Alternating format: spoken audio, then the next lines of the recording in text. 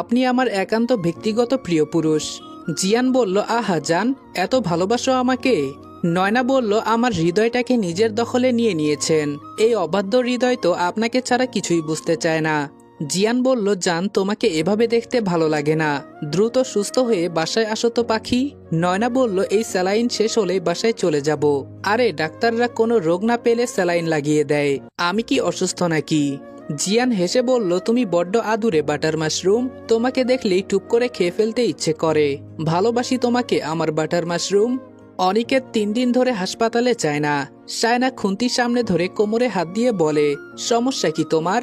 এভাবে বেড়ালের মতো বাসায় বসে থাকো কেন? অনিকেত বলল, আমার লজ্জা লাগে। সায়না বলল, কিসের লজ্জা? অনিকেত বলল, সবাই যখন জানবে আমি বিবাহিত। সায়না বলল, তো জানলে কি, আপনার জামা কাপড় খুলে নেবে? অনিকেত বলল, সবাই বুঝে যাবে আমি ওসব করেছি। সায়না কিছুক্ষণ চুপ থেকে বলল, ওসব আবার কি? আরে বাবুটা কচি খোকা আমার, আপনি তো মেয়ে, আপনার তো লজ্জা লাগবেই। তা দেখি আপনার শরীরের কোথায় কোথায় লেখা আছে ওসব করলে লজ্জা পেতে হবে, করার সময় তো লজ্জা টজ্জা পেতে দেখলাম না। অনিকেত বলল, এসব কি বলো, চুপ করো। সায়না বলল, আহারে বাবুটা লজ্জা পাচ্ছে। উঠে সোজা ফ্রেশ হয়ে হাসপাতালে না গেলে বাসার বারান্দায় বড় করে বিলবোর্ড টাঙাবো, সেখানে বড় করে লেখা থাকবে, ডাক্তার অনিকেত মাহমুদ রাত দিন বইয়ের সঙ্গে বাসর করে। অনিকেত বলল, এই না প্লিজ। সায়না বলল, আপনি কি পুরুষ নাকি হাফ লেডিস? পুরুষ মানুষের এসব শরম টরম থাকতে নেই, তাহলে জগতে আর বংশবিস্তার হতো না। উঠে দ্রুত হাসপাতালে যান, আর হ্যাঁ, যাওয়ার সময় মিষ্টি কিনে নিয়ে যাবেন। অনিকেত সায়নার দিকে আর চোখে তাকালো। সায়না অনিকেতের দিকে ঝুঁকে বলল, কিস খাবেন? প্রতিদিন নয়নার মনে হয় জিয়ান হুট করে তার সামনে এসে দাঁড়াবে একগুচ্ছ হলুদ গোলাপ নিয়ে, নয়নাকে জড়িয়ে ধরে বলবে, সারপ্রাইজ বিবি জান। নয়না ক্লাসে বসেও ভাবে সে বের হবে আর গেটের সামনে দেখবে জিয়ান দাঁড়িয়ে আছে। এইসব ভেবে ভেবে নয়নার দিন কাটছে। এখন রাত 1:30 বাজে। বারান্দায় দাঁড়িয়ে হাতে একটা বই নিয়ে বইয়ের পৃষ্ঠা উল্টো পাল্টা করছে। বই শেলফে রাখতে যেয়ে খেয়াল করলো বইয়ের নাম তোমার জন্য দাঁড়িয়েছিলাম। এরপর টেবিলের দিকে তাকিয়ে দেখে সেখানে পড়ে আছে হুমায়ুন আহমেদের অপেক্ষা বইটা। এই মুহূর্তে বই দুটির নাম যেন হৃদয় বিঁধল। বারান্দা থেকে দ্রুত পায়ে রুমে চলে এলো। ফোন হাতে নিয়ে দেখে এখনো জিয়ানের কোনো টেক্সট বা কল আসেনি। একবার শুধু বলেছিল আজকে ব্যস্ত থাকবে। নয়না মনে মনে অভিমানের পাহাড় জমা করছে। এত কিসের ব্যস্ততা? ব্যস্ততা থাকলেই বউকে এভাবে ভুলে যাবে? হঠাৎ বারান্দায় কিছু একটা পড়ার আওয়াজ কানে এলো। বারান্দায় এখনো লাইট জ্বলছে। লাইটের আলোয় নয়না স্পষ্ট দেখতে পেল ফ্লোরে একটা কাগজ পড়ে আছে। মনে হচ্ছে কাগজের ভেতর পাথরের টুকরো বাঁধা। কাগজটা হাতে তুলে ভেতরের লেখাগুলো দেখে আনন্দে নেচে উঠল নয়না। রুমে এসে পাগলের মতো ঘুরতে লাগলো। কভার থেকে নীল রঙের শাড়ি বের করে বিছানার ওপর রেখে ওয়াশরুমে চলে গেল।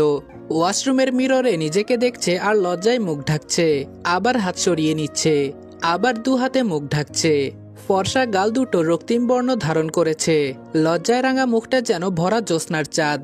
সেদিন রাতে ইরা জিয়ানের জন্য গরুর গোস্তের কালা ভুনা, চিংড়ি মাছের ঝাল, সর্ষে ইলিশ, করলা ভাজি, বেগুন ভাজি, সালাদ, সাথে গরম গরম ধোয়া ওঠা বাসমতি চালের ভাত নিয়ে এসেছিল।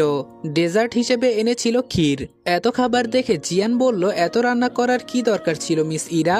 আর এত রান্না করার সময় পেলেন কোথায়? ইরা বলল, রান্না করতে পারি না আমি। একটা ভালো মানের বাঙালি রেস্টুরেন্ট থেকে অর্ডার করেছি, খেয়ে দেখুন তো কেমন হয়েছে। জিয়ান বেশ অবাক হলো। ইরা মিথ্যে কেন বলছে? রান্না দেখেই বোঝা যাচ্ছে এসব রান্না বাসায় করা। ইরা বলল, মিস্টার পাইলট কি ভাবছেন? জিয়ান বলল, তেমন কিছুই না। আপনি ডিনার করেছেন? ইরা বলল, এত কিছু রান্না করার পর আর ফুরসত পায়নি। নিজের অজান্তেই সত্যিটা বলে জিহ্বায় কামড় বসালো ইরা। জিয়ান মৃদু হেসে বলল, ডাক্তার সাহেবা, মিথ্যে বলার কারণ জানতে পারি? ইরা বলল, আসলে আপনার জন্য এত খাবার রান্না করে এনেছি, বিষয়টা কেমন উইয়ার্ড। বিবাহিত একটা ছেলের জন্য এতটা এফোর্ট দিচ্ছি, সে কি ভাববে? জিয়ান বলল, সে ভাববে তার তো বোন নেই, আপনি তার বোন। ইরার মুখটা চুপসে গেল জিয়ানের কথা শুনে। রুম জুড়ে পিনড্রপ নীরবতা বিরাজ করছে এই মুহূর্তে। নীরবতা ভেদ করে ইরা বলল, আমার ভাই দরকার নেই। নিজের ক্রাশকে ভাই কে বানায়? জিয়ান হেসে বলল, পাইলট রেজা চৌধুরী বানায়। আমার বউ ভীষণ রাগী, এসব জানতে পারলে আমার আর রক্ষে থাকবে না, বুঝলেন মিস ইরা?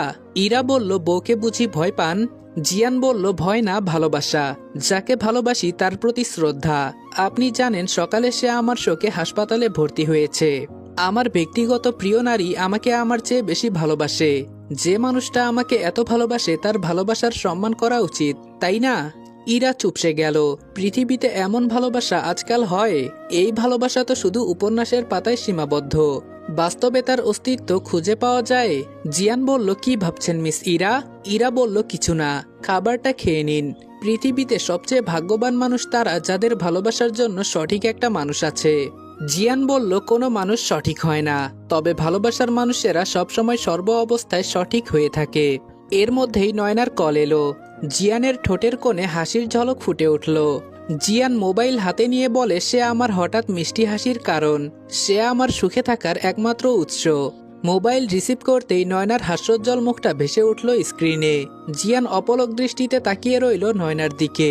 কি আছে এই চেহারায়? পৃথিবীতে এত মানুষের ভিড়েও এই চেহারা যেন তাকে অদৃশ্য বাঁধনে আটকে রেখেছে। এই মেয়েটা যেন হুট করে জীবনে এসে তার ধূসর জীবনকে রঙিন করে তুলেছে। নয়না বলল, এই যে মিস্টার প্লেন ড্রাইভার, এভাবে হাবার মতো তাকিয়ে আছেন কেন? ঠিকমতো মেডিসিন খেয়েছেন? সারাদিন কি কি খেয়েছেন হিসাব দিন তো। জিয়ান বলল, বউ নেই আবার খাওয়া? নয়না বলল, বউ নেই মানে কি? জলজ্যান্ত বউ চোখের সামনে রেখে বলে বউ নেই, সাহস তো কম না মিস্টার ড্রাইভারের। জিয়ান বলল, আরে জান, বলতে চাইছি বউ কাছে নেই, কে সেবা করবে? নয়না বলল, বউ কাছে নেই কে বলল? চোখটা বন্ধ করুন, তাহলেই দেখবেন সে আপনার খুব কাছে। জিয়ান বলল, চোখ বন্ধ করলে সমস্যা। তখন বইয়ের সাথে ইটিস পিটিস ভেসে ওঠে। নয়না বলল, আপনি ভালো হবেন না। জিয়ান বলল, কোনো সম্ভাবনা দেখছি না। নয়না বলল, এত খাবার আপনার সামনে? জিয়ান বলল, এখানে একজন বাঙালি বোন আছে, সে রান্না করে নিয়ে এসেছে। নয়না বলল, তো খাচ্ছেন না কেন? জিয়ান বলল, এক্ষুনি খাবো। জিয়ান হাত ধুয়ে খাওয়া শুরু করলো। নয়নার চোখের কোণে অশ্রু চিকচিক করছে। জিয়ান বলল, এই পাগলি কান্না করছো কেন? নয়না বলল, এই যে তুমি অসুস্থ, আমি তোমার সেবা যত্ন করতে পারছি না, আমি তোমাকে জড়িয়ে ধরে তোমার মাথায় হাত বুলিয়ে দিতে পারছি না, নিজের হাতে তুলে খাওয়াতে পারছি না। জিয়ান বলল, পারছো না তো কি হয়েছে জান, এসব কিন্তু তোলা থাকলো, সুদ সমেত ফেরত নেব। নয়না বলল, তোমার সাথে আমার দূরত্ব আমার একটুও সহ্য হচ্ছে না।